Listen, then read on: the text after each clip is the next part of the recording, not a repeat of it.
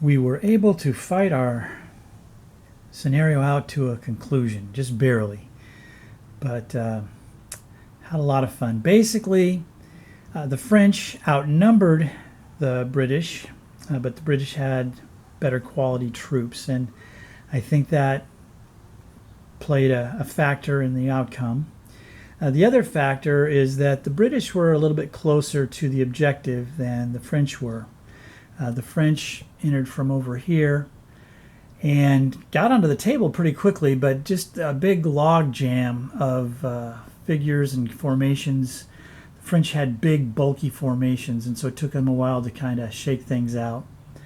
But the strategy that they had was basically to try to advance most of their forces up this way and to stop the British from getting to the ford, which was right here. And the British, their strategy was to enter and send most of their regular infantry up along the road and that ridge to fight off the French, and then use their skirmishers to secure the ford and get to the wine. One of the significant turns in the game is the Sharp's rifles poured several volleys into this group, and though they didn't take out anybody, I mean, maybe one casualty, they did take out the big man, the sergeant. So that kind of crippled them and freed them up to do a lot. The heroes for the French that basically almost single-handed took on the entire British army were these two groups of grenadiers. And they used a pas de charge. They wiped out the British grenadiers, then they charged into three groups of regular groups and more fisticuffs, and you can see I think there's only 5 out of 16 grenadiers left, but they drove back the British, and that was all stellar. And then it really came down to the very last turn, whose card would be drawn first. The British had gotten their wagon here, had loaded up the wagon, and then to win the scenario they had to get at least one turn back towards their headquarters. These French infantry were poised to charge the wagon if their card came up first, or if they got enough cards to make that happen out of sequence. They would have easily defeated this one group of skirmishers, captured the wagon, won the victory. But that didn't happen. The wagon's card came up first. They got to take their move away.